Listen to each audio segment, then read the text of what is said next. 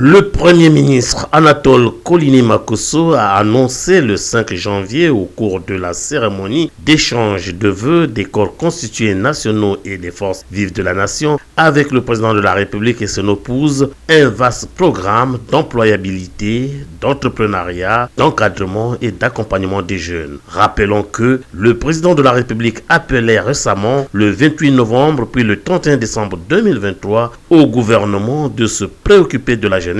Ainsi a-t-il décidé de faire de 2024 année de la jeunesse. Cette optique que le gouvernement, sur vos instructions, s'engage à mettre en place des mécanismes et instruments d'impulsion, de financement et d'accompagnement, en plus de ce qui existe déjà, comme le FIGA, le FONEA, la CPE. Malgré les balbutiements de démarrage, ces structures vont être renforcées.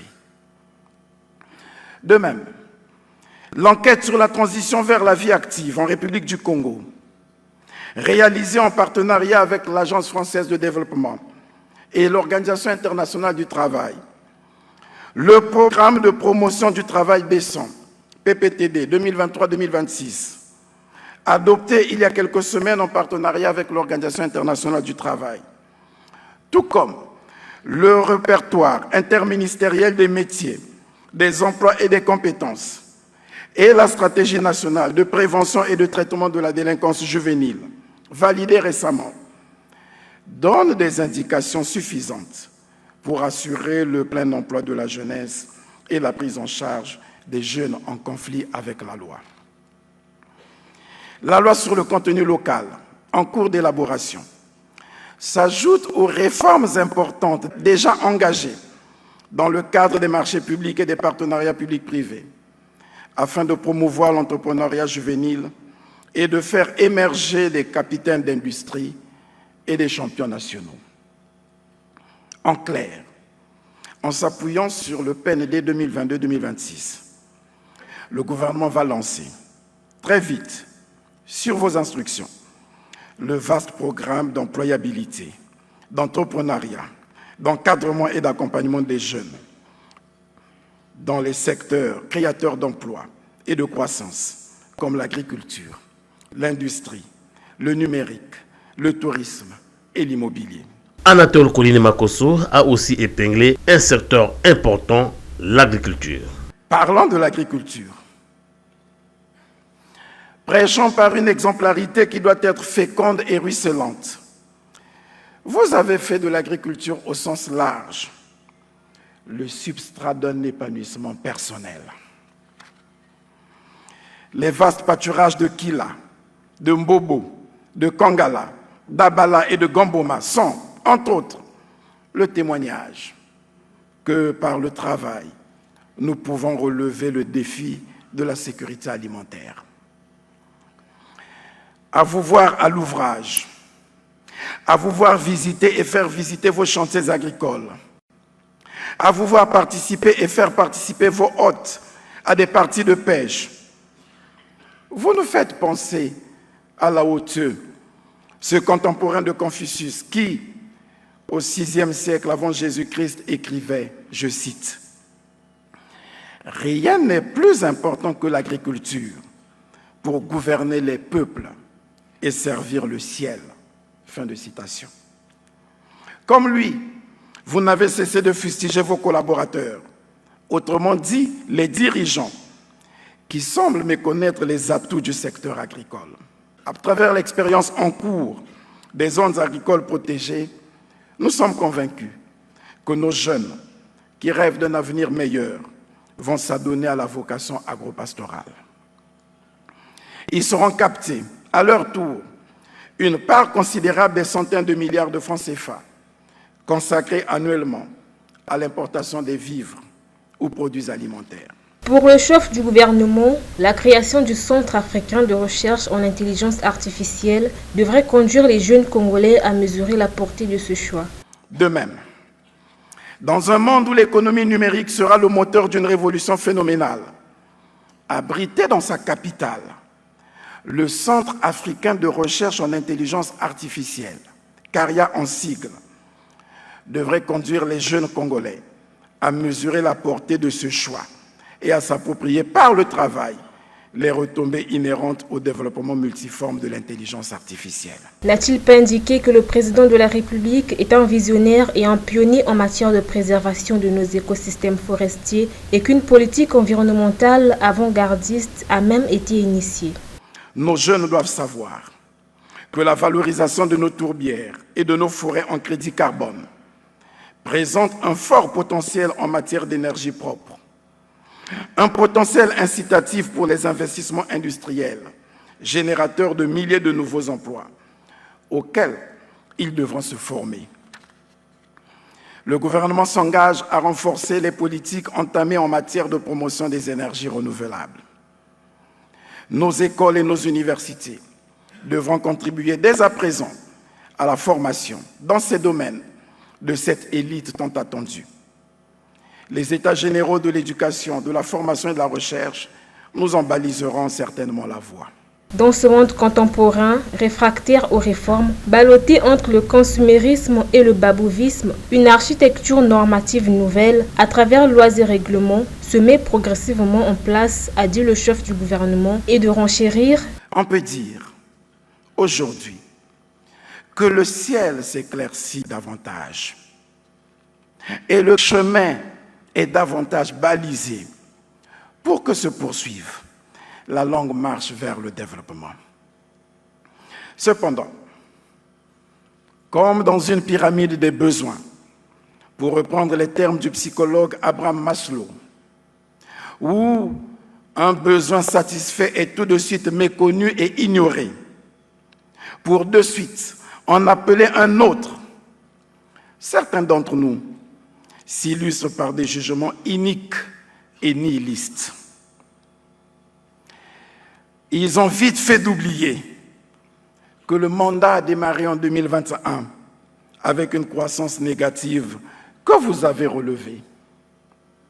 Ils ont vite fait d'oublier que le mandat a démarré avec la crise de confiance que vous avez tout de suite surmontée en rétablissant la confiance avec nos partenaires bilatéraux et multilatéraux. Ils ont vite fait d'oublier que le mandat a démarré avec la crise économique et financière que vous avez jugulée. Ils ont vite fait d'oublier que le mandat a démarré avec la crise inflationniste que vous avez contenue. Ils ont vite fait d'oublier que le mandat a démarré avec la crise sanitaire à coronavirus que vous avez maîtrisée. Ils ont vite fait d'oublier que le mandat a démarré avec la crise sécuritaire du fait des violences urbaines que nous sommes en train d'endiguer. Ces crises, pour la plupart imposées par la conjoncture internationale, ayant entraîné des bouleversements économiques et sociaux majeurs, nous ont pris 2 ans de travail acharné. L'année qui vient de s'achever n'a pas été de tout repos. Il a fallu du courage et de l'audace. Grâce à la politique audacieuse et volontariste que nous mettons en pratique sous votre férule, Excellence, Monsieur le Président, nous connaissons des évolutions qui autorisent l'espoir et notre détermination à y parvenir demeure intacte. Nous y travaillons avec abnégation, malgré les temps difficiles, avec la complicité de notre peuple. Oui, la conclusion heureuse de la 4e revue du programme appuyé par la facilité élargie de crédit du Fonds monétaire international montre à suffisance que vous veillez à ce que les finances publiques congolaises soient bien tenues. Sous votre vigilance, à tous les instants, nous faisons de notre mieux pour que la note souveraine du Congo auprès des agences internationales de notation se maintienne et surtout s'améliore pour accroître la crédibilité de la signature du Congo.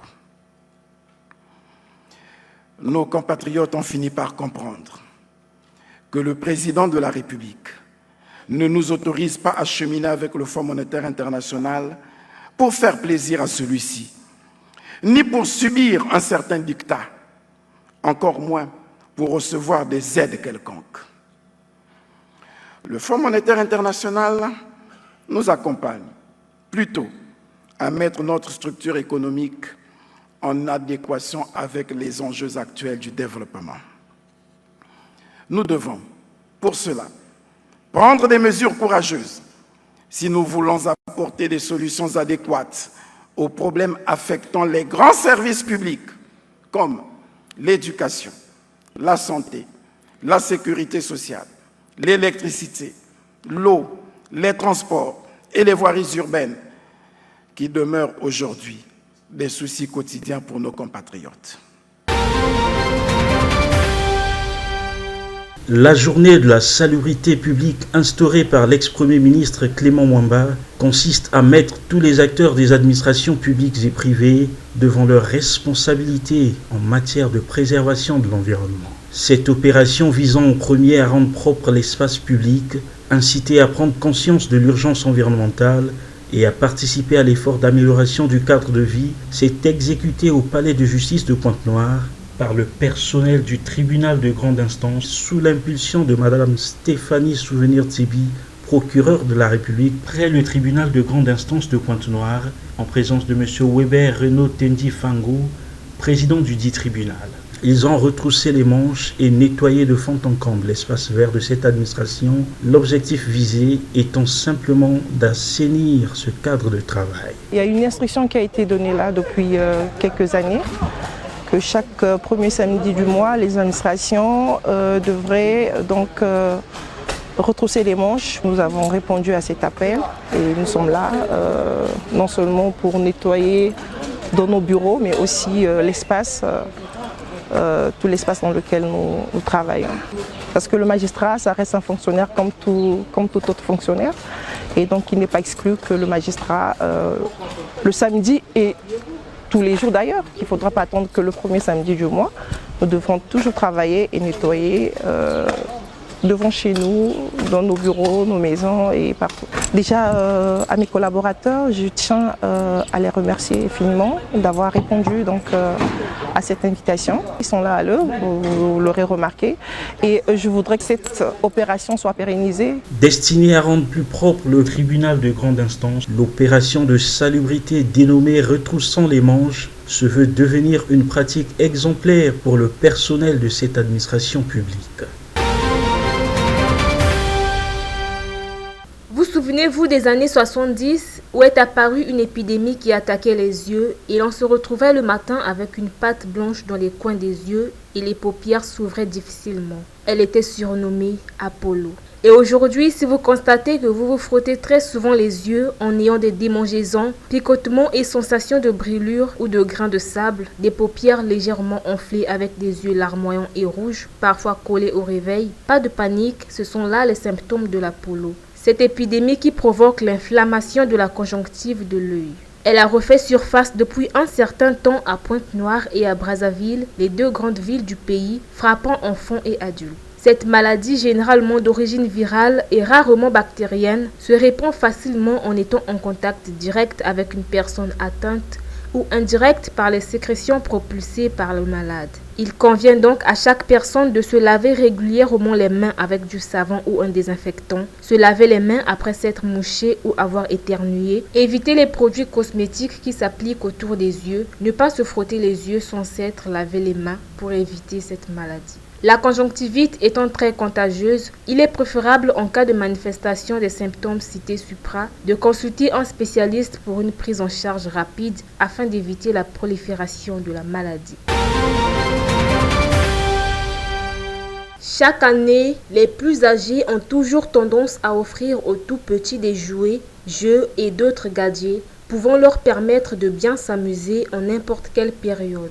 En effet, par leur couleur, leur texture, les sons qu'ils peuvent produire, ces jouets permettent d'apprendre, d'appréhender le monde et de stimuler l'imagination et les sens de l'enfant. Aussi, ces jouets incitent les enfants à aller vers les autres et donc participer à son bon développement social. Faisant partie du quotidien des enfants, certains jouets non conformes aux normes de sécurité peuvent présenter des risques conduisant même à la mort. Plusieurs enfants se retrouvent d'ailleurs chaque année en urgence en raison de blessures, de fractures et même d'étouffement liés à l'utilisation de certains jouets, entre autres ceux munis de longues cordes, des projectiles, les objets en miniature comme les dés, les billes aimantées et les jouets à forme pointue. Faisons un cap sur l'histoire de Johnny Marshall qui a bouleversé la toile en 2016. À l'époque, âgé de 7 ans, ce jeune garçon britannique jouait avec son jouet classique que l'on trouve dans nos ménages, un stylo laser. Normalement inoffensif, parmi tant d'autres d'ailleurs, ce jouet peut désormais être considéré comme dangereux et à éviter. Pour la petite histoire, Johnny, en jouant, se laissant aller par sa curiosité, s'est brûlé la rétine après qu'il ait pointé le laser en direction de son œil et a perdu 75% de sa vue. Ceci dit, par leur composition et leur conception, certains jouets sont susceptibles de causer des séquelles irréversibles aux enfants. Les parents devraient donc doubler de vigilance dans le choix des jouets, conformément aux règles de sécurité et surtout par rapport à l'âge de l'enfant pour éviter toute mauvaise surprise. Car le sort de Johnny peut tomber aujourd'hui sur quiconque.